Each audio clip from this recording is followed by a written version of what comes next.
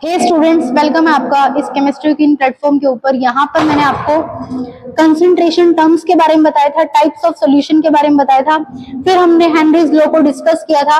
तो इसी सेशन के अंदर, इसी सीरीज के अंदर आज हमारा थर्ड टॉपिक रहेगा वेपर प्रेशर। तो चलिए वेपर प्रेशर को समझते हैं कि वेपर्स क्या होता है और वेपर प्रेशर क्या होता है। आइए समझते हैं इस चीज को। जैसे कि फॉर एन एग्जाम्पल, मेरे पास क्या है, मैंने क्या ले लिया, एक बीकर ले लिया। क्या ले लिया? एक बीकर। ये हमारे पास क्या है? बीकर है। कैसा बीकर है ये? क्लोज्ड बीकर है। कैसा बीकर है? क्लोज्ड। मतलब ऊपर से क्या है, ये ढका हुआ है। नीचे से मैं क्या कर रही हूँ, इसको हीट कर रही हूँ। क्या कर रही हूँ? हीट। मैंने क्या कर दिया, यहाँ पर हीट कर दिया। अब हीट करने से क्या होगा, जो हमारे कुछ पार्टिकल्स होते हैं यहाँ पर, ये क्या हमारे मान लो वाटर के पार्टिकल्स हैं। क्या है? वाटर के पार्टिकल्स हैं।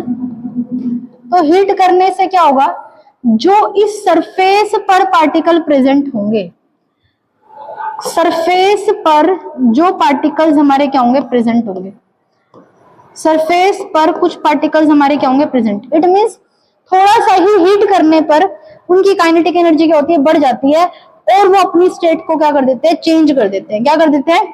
चेंज कर देते हैं। और ये अपनी स्टेट को चेंज कर देते हैं। इट मींस ये वाटर से वेपर की स्टेट में चले जाते हैं। किस में चले जाते हैं?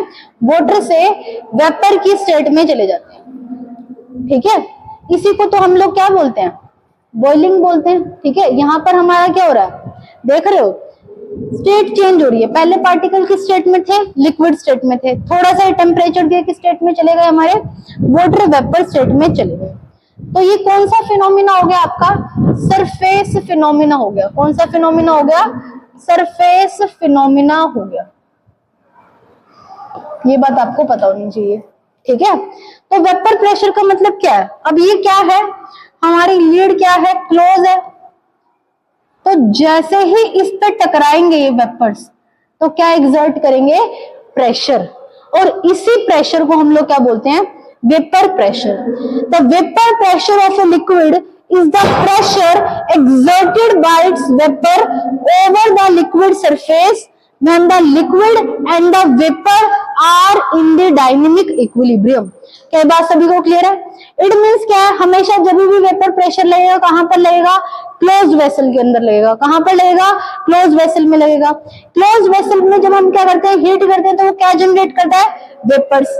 कौन से मॉलिक्यूल सबसे पहले इवेपोरेट होंगे? आपके सरफेस के मॉलिक्यूल्स। बिकॉज थोड़ी सी भी हीट मिलते ही उनकी क्या होती है, काइनेटिक एनर्जी क्या होती है, बढ़ जाती है।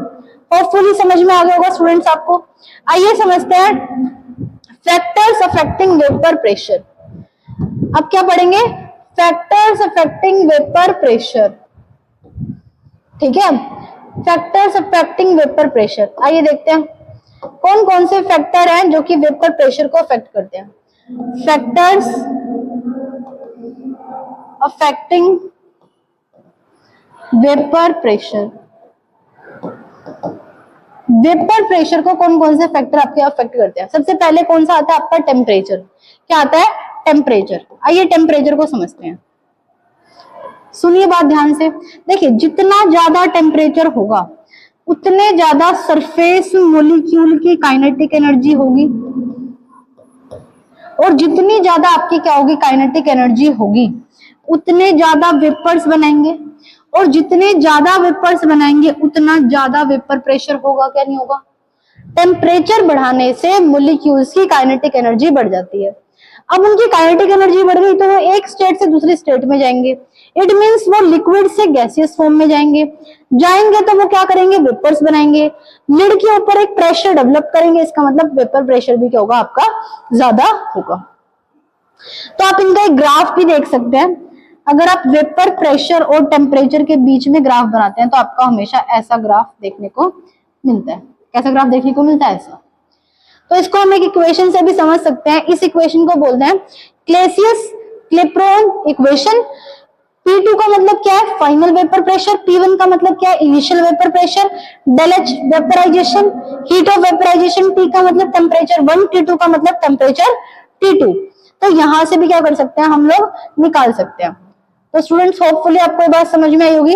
मैंने आपको बताया वेपर प्रेशर क्या होता है, और दूसरी चीज आपको बताई फैक्टर्स अफेक्टिंग वेपर प्रेशर में। First is temperature. अब सेकंड चीज हम पढ़ते हैं नेचर ऑफ लिक्विड। क्या पढ़ेंगे हम लोग? Nature of liquid. ध्यान से सुनना, nature of liquid. Nature of liquid इसका क्या मतलब है? भाई डिपेंड करता है लिक्विड का नेचर कैसा है। देखो इसका मतलब क्या है, ऐसे liquid, those liquid which have more intermolecular forces of attraction, ठीक है, जिनके बीच का बॉन्ड ज्यादा है। मान लो आपने कोई लिक्विड लिया, उनके बीच में पहले इंटरमोलिकुलर फोर्सेस ऑफ अट्रैक्शन क्या बहुत ज्यादा है। अब मैं उनको कितनी भी हीट दे लूं, उनका टूटना मुश्किल है। जो चीज आपस में संबंध तोड़ ही नहीं सकते तो वो वेपर्स क्या ही बनेंगे।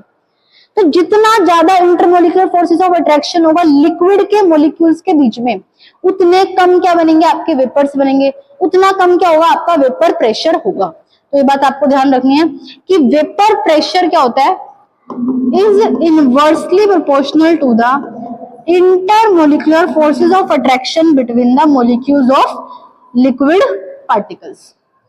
क्या इतनी चीज क्लियर है? यहाँ पर मैंने एक एग्जांपल भी दे रखा है, देखिए मेरे पास दो लिक्विड हैं, दो सॉल्वेंट है, एक तो HF है और एक क्या है? HCl है। ये मेरे पास क्या है? सॉल्वेंट है। HF में कौन सी बॉन्डिंग होती है? हाइड्रोजन बॉन्डिंग होती है। और HCl में आपका क्या लगता है? वंडरवॉल फोर्सेस ऑफ अट्रैक्शन लगते हैं। वंडरवॉल फोर्सेस ऑफ अट्रैक्शन आपके काफी वीक फोर्सेस ऑफ अट्रैक्शन होते हैं, तो थोड़ी सी भी हीट मिलने पर वो जल्दी वेपर्स में कन्वर्ट हो जाते हैं, तो उतने ही ज्यादा क्या लगाएगा? अपना वेपर प्रेशर लगाएगा।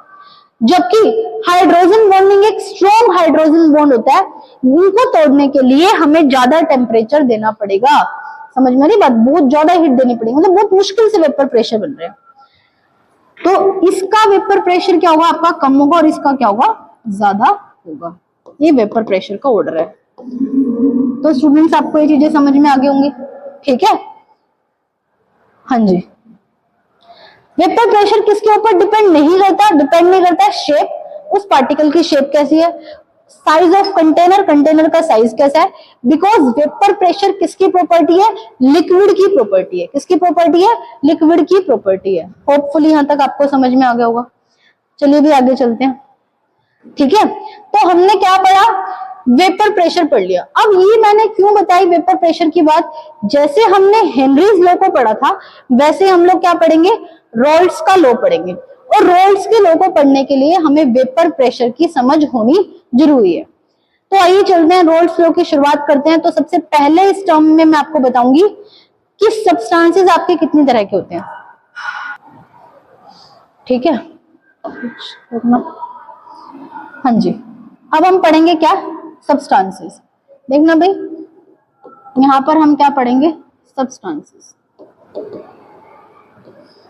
अब आपके कुछ सब्सटेंस कैसे हो सकते हैं? वोलेटाइल भी हो सकते हैं। कुछ सब्सटेंसेस कैसे हो सकते हैं? नॉन वोलेटाइल भी हो सकते हैं, ठीक है? सब्सटेंसेस कैसे हो सकते हैं आपके? वोलेटाइल भी हो सकते हैं, और कुछ कैसे हो सकते हैं? नॉन वोलेटाइल भी हो सकते हैं। वोलेटाइल का मतलब क्या होता है? They have tendency to evaporate. इनके पास क्या है? टेंडेंसी अपने आप को इवेपोरेट करने की। दे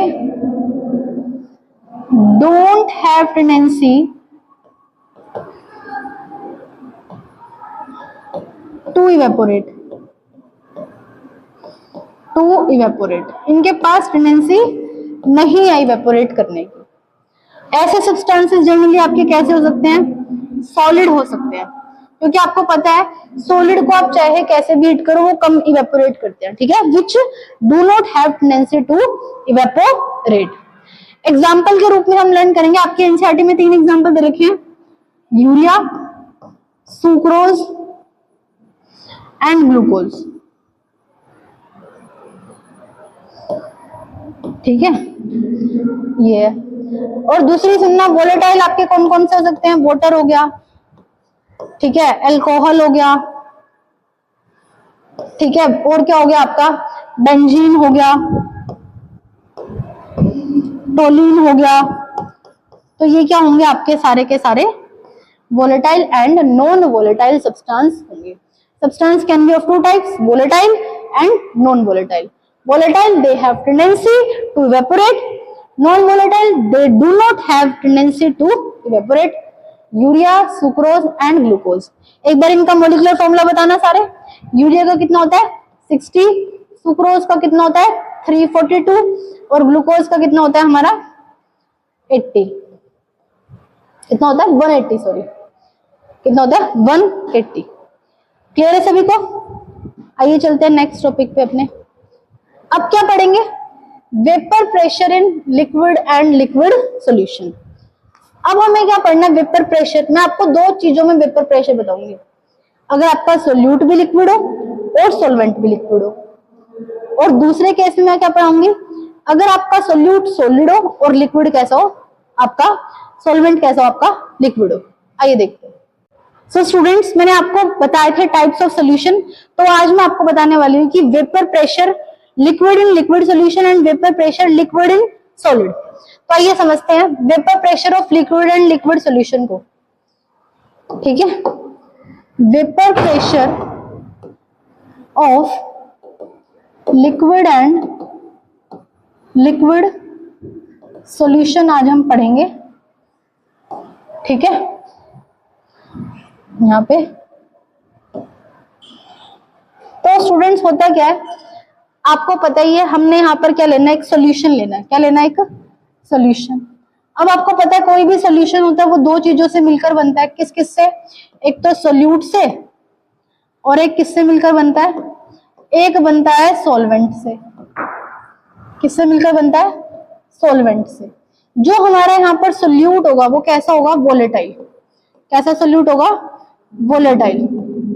क्योंकि हमने ये क्या लिया? लिक्विड। क्या लिया? लिक्विड सोल्यूट लिया।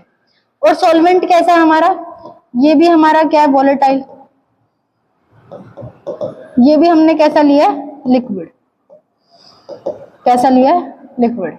बात समझ में आ रही है? ये भी क्या लिया? लिक्विड। आओ सीखते हैं इसको।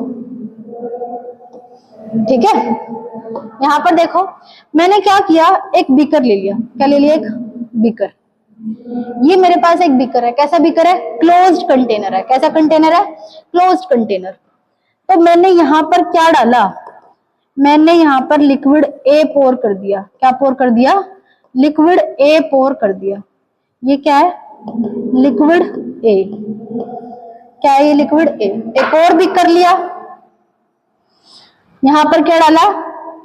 Liquid B. क्या डाला? Liquid B.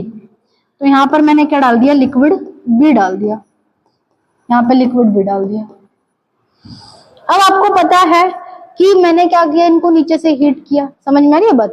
हीट बंद करने के बाद कुछ आपका वेपर्स बनेंगे। किसके? ए के वेपर्स बनेंगे। तो क्या मैं इसको पी नोट ए बोल सकती हूँ क्या?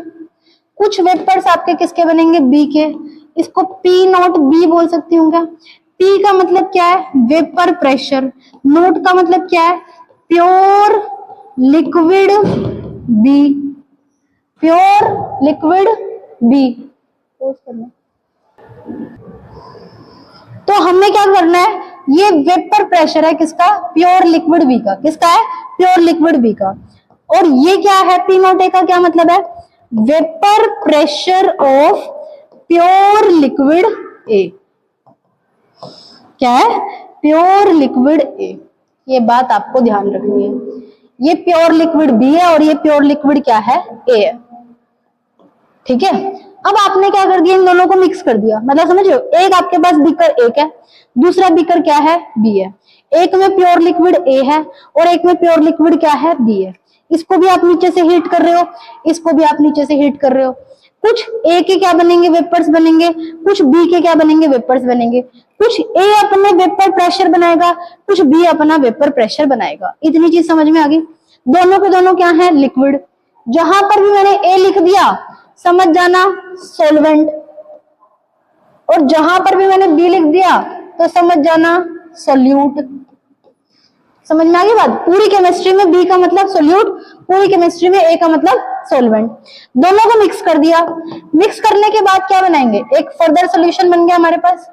इस सॉल्यूशन में क्या होगा, कुछ पार्टिकल ए के भी होंगे, कुछ बी के भी होंगे, कुछ ए के भी होंगे, कुछ बी के भी होंगे, कुछ ए के भी होंगे और कुछ बी के भी होंगे, और क्या बन रहे होंगे यहाँ से, वेपर्स। क्या बन रहे होंगे यहाँ से, वेपर्स। अब की बार जो वेपर्स बनेंगे वो किसकी वजह से बनेंगे, ए और बी दोनों की वजह से बनेंगे। किसकी वजह से बनेंगे, ए और बी दोनों की वजह से बनेंगे। तो मेरी बात ध्यान से सुनो। रोल्स लॉ क्या कहता है, रोल्स लॉ कहता है कि किसी भी बीकर के अंदर उसका जो वेपर प्रेशर होता है वो डायरेक्टली प्रोपोर्शनल है उसके मोल फ्रैक्शन के, उस बीकर के अंदर वो कितना प्रेजेंट है। सुनना मेरी बात ध्यान से, देखना भाई। इसका वेपर प्रेशर डायरेक्टली प्रोपोर्शनल है किसके, जीटा ए के। जीटा का मतलब क्या है, मोल फ्रैक्शन। क्या मतलब है इसका, मोल फ्रैक्शन ऑफ ए, इसका मतलब ये है। पीए का मतलब क्या है, पार्शियल प्रेशर। क्या मतलब है इसका, पार्शियल प्रेशर।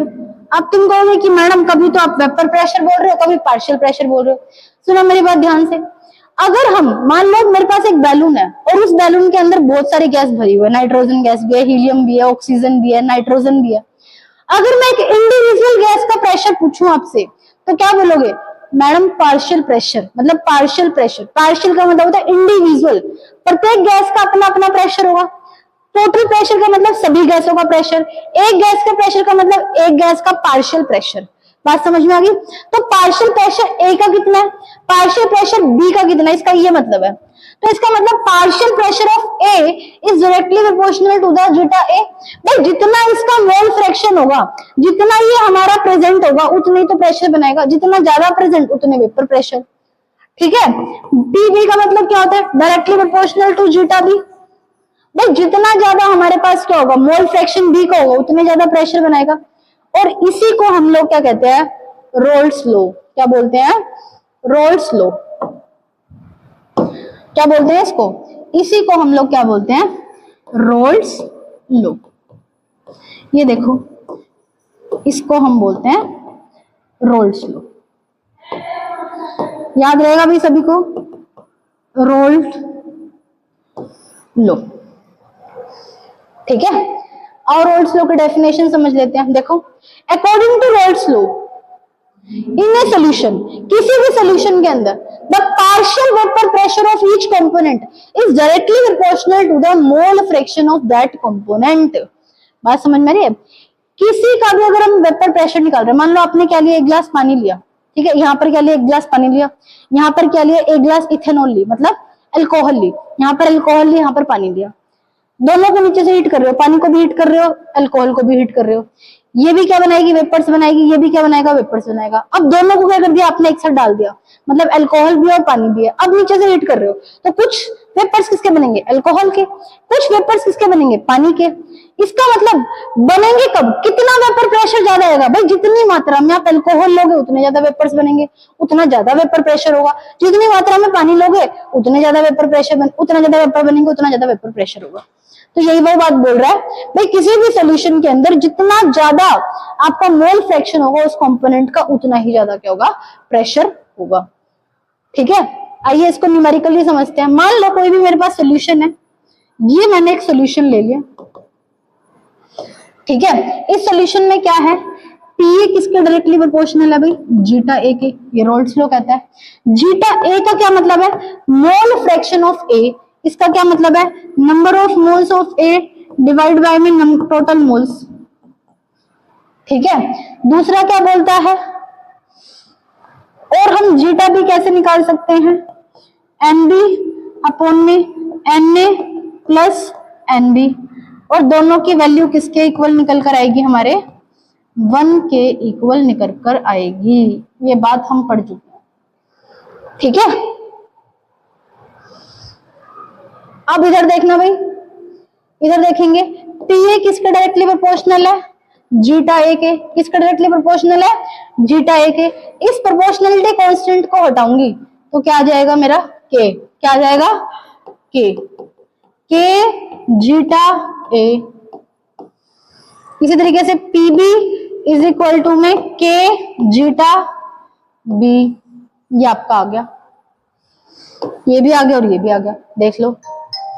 ठीक है, अब आपको यहाँ पे के की वैल्यू निकालनी है। किसकी वैल्यू निकालनी है, के की value. Let the value of के किसके इक्वल रख दिया, मान लो मैंने प्योर ए रख दिया। क्या रख दिया, प्योर ए रख दिया। Find out the value of के। इसका मतलब क्या, प्योर सॉल्वेंट है मेरे पास क्या, ए। ठीक है, इसका मतलब जीटा भी क्या हो गया, 0। अगर जीटा भी क्या हो जाएगा मेरा, ठीक है, 0, तो जीटा ए क्या हो जाएगा, 1। जीटा ए क्या हो जाएगा, 1। तो मेरा के किसके इक्वल आ गया, पी ए के इक्वल आ गया। के किसके इक्वल आ गया, पी ए के इक्वल आ गया। के किसके इक्वल आ गया, P A K. Put the value of K is equal to P A in the equation. इस इक्वेशन के अंदर आप पुट करोगे तो आपको क्या आंसर मिलेगा यहां पर। ठीक है, और अगर मेरे पास खाली सॉल्वेंट है तो मैं इसको क्या लिख सकती हूँ, पी नॉट ए। क्या लिख सकती हूँ, पी नॉट ए। क्या ये बात सबको समझ में आ गई क्या? कुछ नहीं करना आपको, क्या करना है एक बार मैं फिर से बता देती हूँ। आपके पास कोई भी सोल्यूशन है, एक आपके पास लिक्विड ए है, एक आपके पास लिक्विड बी है। इसका भी कुछ पेपर्स बनेंगे, इसके भी बनेंगे और इसके भी बनेंगे। रोल्स लो कहता है कि किसी भी सोल्यूशन के अंदर जितना कंपोनेंट उसका मोल फ्रैक्शन का होगा उतने ज्यादा क्या बनेंगे, उसके वेपर प्रेशर बनेंगे। ये बात उसने बोल दी। अब मुझे क्या करना है, इसको न्यूमेरिकली सॉल्व करना है। मैंने पीए को जीटा ए को इक्वल रख दिया। जीटा ए का मतलब क्या है, एन ए अपॉन में N A plus N B. इसका क्या मतलब है, mole fraction of A mole fraction of B. मैंने इसके इक्वल रख दिया। अब यहां से मुझे क्या निकालनी है, के की वैल्यू निकालनी है। के की वैल्यू निकालने के लिए मैंने अपने सोल्यूशन को कैसा मान लिया, प्योर सॉल्वेंट मान लिया। कैसा, ए। तो जीटा भी क्या हो गया, 0। यहां से मेरा के किसके इक्वल आ गया, पी ए के इक्वल आ गया। और के को क्या लिख सकती हूँ मैं, पी नॉट ए। तो आगे सुनेंगे बात ध्यान से। ठीक है, यहां पर देखना, तो मेरी वैल्यू क्या निकल कर आ गई, P A is equal to में P not A zeta A.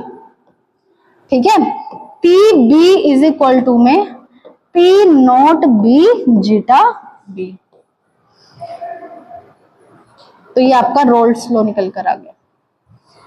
ठीक है, पीबी का मतलब क्या है, पार्शियल प्रेशर। देखो यहां पर पीबी का मतलब क्या है, partial vapour pressure of B. देखना भाई ध्यान से, पी का मतलब क्या है, partial pressure of A. PB का मतलब क्या है, partial vapour pressure of B. PT का क्या मतलब होगा, दोनों का टोटल कर दो। पीटी निकालेंगे यहां से, पीए प्लस में पीबी। पीए प्लस में पीबी आपका क्या बन जाएगा, टोटल वेपर प्रेशर। और ये आपका रोल्स लॉ नहीं है, ये आपका डाल्टन्स लॉ है। क्या है, डाल्टन्स लॉ। और ये आपका क्या है, रोल्स लॉ। ठीक है, ये आपका क्या है, रोल्स लॉ, और ये क्या है, डाल्टन्स लॉ। तो स्टूडेंट्स ये था आपका रोल्स लॉ। देखिए ये कुछ कुछ आपका किसकी तरह मिक्स मैच कर रहा है, ये आपका मिक्स मैच कर रहा है जैसे आप गैसेस के अंदर पढ़ते थे। भाई आपके पास एक कंटेनर है, उसके अंदर एक गैस है, दूसरी गैस है, तो आप उसका टोटल वेपर प्रेशर निकालते थे ना। तो सेम ये क्वेश्चन ये भी आपका है। ये किसके ऊपर लगता है, ये आपका लगता है सॉल्यूशन के ऊपर। किसके ऊपर लगता है, सॉल्यूशन के ऊपर। ठीक है, एक क्वेश्चन करते हैं और उसके बाद इसको खत्म करेंगे अपने रोल्स लॉ को। ध्यान से देखना भाई क्वेश्चन को। वो क्या कहता है, इफ 0.78 ग्राम ऑफ बेंजीन, मेरे पास क्या है 0.7 ग्राम है क्या, बेंजीन का, और 0.92 ग्राम किसका है, टोलिन का है। किसका है, टोलिन का।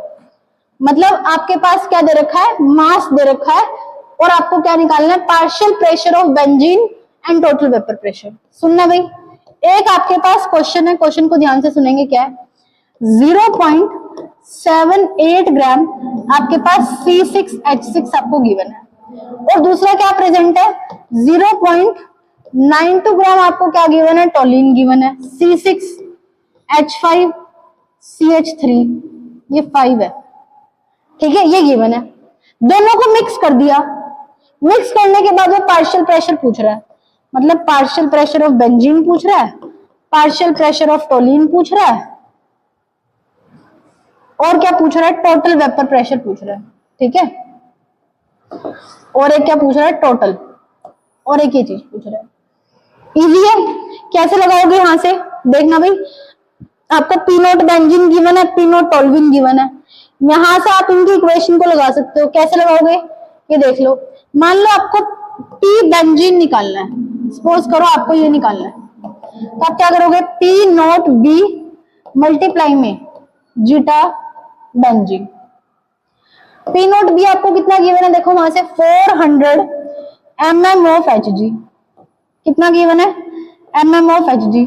जीटा भी आपको निकालना है, कैसे निकालोगे, मास आपको दे रखा है, मोलर मास आपको पता है कितना, 78, तो कितना आ जाएगा यहाँ पे 1/100, कितने मोल आ जाएंगे, 1/100। 1/100 को कैसे लिख सकते हो, 0.01 डिवाइडेड बाय में आप क्या लिखोगे, 0.02। कैसे आए 0.02, इसका भी निकाल लो, इसके भी जब आप मोल्स निकालोगे तो कितना आएगा, 0.01, तो ये इसका मोल फ्रैक्शन आ गया। तो यहाँ पर क्या लिखोगे, मल्टीप्लाई में 0.01 डिवाइड बाय में 0.02, ठीक है। तो आप इसको इससे काट सकते हो, इसको यहां से काट सकते हो, तो कितना आ जाएगा आपका आंसर, 200, कितना आ जाएगा, 200 आ जाएगा आपका, ठीक है। यहाँ पर कितना आएगा, 200, देखो ये कितना आ गया, 200 mm ऑफ Hg।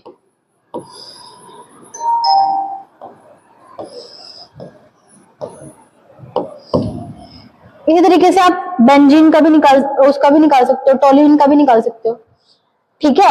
यहाँ पर भी कितना आएगा, 1/2, और यहाँ पर कितना आएगा, 200, तो कितना आ जाएगा, 100 mm ऑफ Hg। तो टोटल कितना आ जाएगा आपका, 300, कितना आ जाएगा, 300, ठीक है। तो अगर मैं यहाँ से टोल्यूइन का भी निकालू तो टोल्यूइन का कितना आएगा आपका, 100 mm of Hg, same procedure है, और टोटल निकालेंगे तो कितना आएगा, 300 mm ऑफ Hg। तो स्टूडेंट्स आज के लेक्चर में हमने क्या पढ़ा, रोल्स लॉ को पढ़ा। मैं आपको एक बार दिखा देती हूँ हमने क्या क्या पढ़ा था। देखिए यहाँ पर मैंने आपको क्या पढ़ाया था, रोल्स लॉ, और उससे पहले क्या पढ़ाया था, वेपर प्रेशर। देखिए हमने यहाँ से पढ़ना स्टार्ट किया था, वेपर प्रेशर क्या होता है, ठीक है, what are the factors affecting vapour pressure, vapour pressure को कौन कौन से फैक्टर्स अफेक्ट करते हैं। उसके बाद हमने पढ़ा था कि वेपर प्रेशर के बाद हमने पढ़ा था कि टाइप्स ऑफ सोल्यूशन कितने तरह के होते हैं आपके, ठीक है, कुछ आपके कैसे होते हैं, वोलेटाइल होते हैं, कुछ कैसे होते हैं, नॉन वोलेटाइल होते हैं।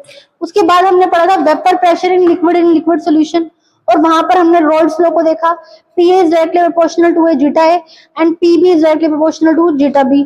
यहाँ से हमने रोल्स लॉ की इक्वेशन निकाली, टोटल करने के बाद हमने अपना डॉल्टन्स लॉ निकाला, और हमने क्या देखा, न्यूमेरिकल देखा।